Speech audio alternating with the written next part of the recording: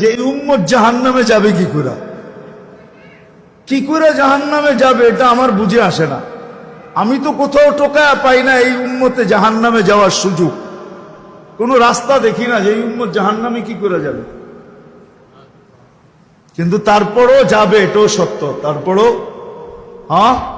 তাহলে বোঝা গেল ওর মতো হতভাগা কেউ নেই, এই উম্মতে জাহান্নামে যাওয়ার কোনো সুযোগ নেই। আমি আপনাকে দেখাইতেছি, আসসালাতু ইলা সালাতি কাফারা, যে 5 ওয়াক্ত নামাজ পড়ে সে বুকে হাত দিয়া বলতে পারে 24 ঘন্টার গুনাহ মাফ। কেন? হাদিস তো সত্য না মিথ্যা? এখন হুজুররা কইব সগীরা গুনাহ মাফ হয়ে যায়,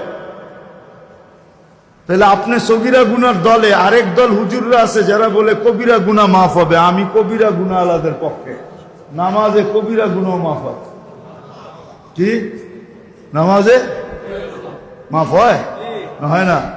যদি না হইতেন, আরে ইস্তেগফার লাগবে না মেয়ে, যদি না হইতেন তাহলে আল্লাহর রাসূল কেন ওসমান রাদিয়াল্লাহু তাআলা আনহুকে শীতের মৌসুমে বসন্তের সময় বাহিরে নিয়া গাছের ডাল নাড়া দিয়া সমস্ত পাতাগুলা ঝরায়া তারপরে কেন বললো আমার উম্মত যখন ফরজ নামাজ পড়ে গুনাহগুলা এইভাবে ঝরা যায়?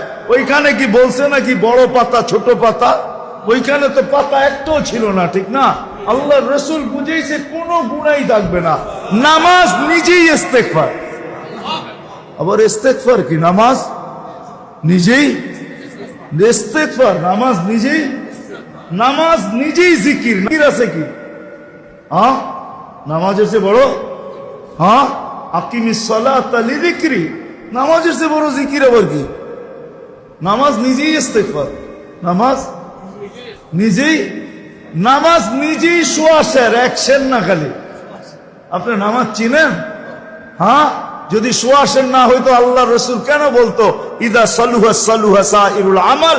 নামাজ ওকে, তোমার পরিপূর্ণ জীবনটা ওকে, সর্বলাইন ওকে, সর্বদিক ওকে।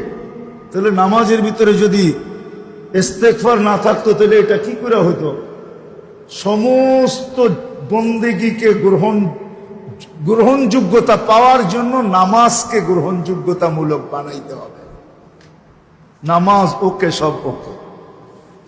তো যেটা বুঝাইতেছিলাম পূর্ণতা, 24 ঘন্টা যে 5 ওয়াক্ত নামাজ পড়লো তো সব গুনাহ মাফ, দোজখে যায় কি করে?